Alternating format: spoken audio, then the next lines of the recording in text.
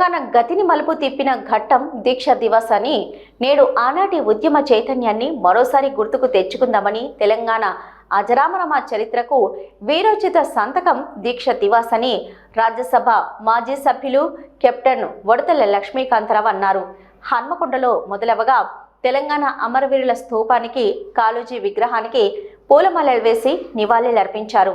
అనంతరం బాలసముద్రంలోని బీఆర్ఎస్ జిల్లా పార్టీ కార్యాలయంలో నిర్వహించిన దీక్ష దివస్ కార్యక్రమానికి కెప్టెన్ లక్ష్మీకాంతరావుతో హాజరై మాట్లాడారు.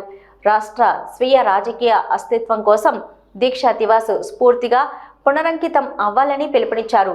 తెలంగాణ గతిని మలుపు తిప్పిన ఘట్టం దీక్ష దివస్ అని చెప్పారు. నాటి ఉద్యమ చైతన్యాన్ని మరోసారి గుర్తుకు తెచ్చుకుందామని తెలిపారు.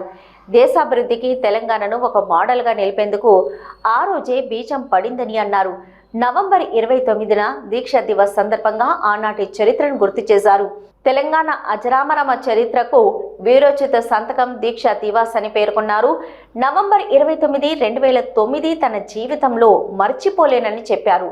హుస్నాబాద్ మాజీ ఎమ్మెల్యే వడతల సతీష్ కుమార్ మాట్లాడుతూ దశాబ్దాలుగా దగాపడ్డ తెలంగాణ తల్లి దాస్య శృంఖలాలను తెంచేందుకు కేసీఆర్ నడుం బిగించిన రోజు ఇదని అన్నారు. రాష్ట్రం వచ్చుడు కేసీఆర్ సచ్చుడోనని నినదిస్తూ ఆమరణ నిరాహార దీక్షకు దిగి ఢిల్లీ పీఠం దిగి వచ్చేంత వరకు ఆ రోజే నాంది వాచకం పలికారని చెప్పారు.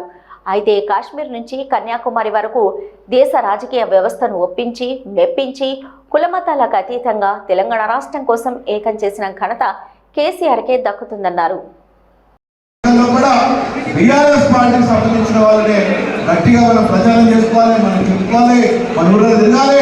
తెలంగాణ రాష్ట్రం ఉంటేనే తెలంగాణ సంక్షేమంలో కూడా ముందుకు పోతుందని కూడా విషయాన్ని కూడా అందరికీ అందుబాటులో ఉంది అని చెప్పి కూడా విషయాన్ని గుర్తు చేయాలని చెప్పి మరొకసారి తెలియజేసుకుంటూ ప్రత్యేకంగా ఎవరైతే ఉద్యమం సమయంలో కూడా 5వ తరగతి, 6వ తరగతి, 10వ తరగతి చదువుకున్నారో వాళ్ళకు ఉద్యమం కూడా మీ అందరికీ తెలియజేసుకుంటూ రేపు రాబోయే ఏ విధంగా 2001లో కూడా తెలంగాణ రాష్ట్ర సమితి ప్రారంభించినప్పుడు ఏ విధంగా లోకల్ బాడీ ఎలక్షన్లో కూడా సర్పంచ్ కానీ ఎంపీటీసీలు కానీ జెడ్పీటీసీ కానీ గెలిచినామో అంతకన్నా ఎక్కువ రీతిలో కూడా రేపు జరగబోయే ఎన్నికల్లో కూడా మనందరం ప్రశాంతించుకొని గెలవాలని చెప్పి ఆ ప్రయత్నం దిశలో కూడా మనందరం ముందుకు సాగాలని చెప్పి మీ అందరినీ కోరుకుంటూ ఇంత మంచి అవకాశం ఇచ్చిన విజయన్న గారికి ధన్యవాదాలు తెలియజేసుకుంటూ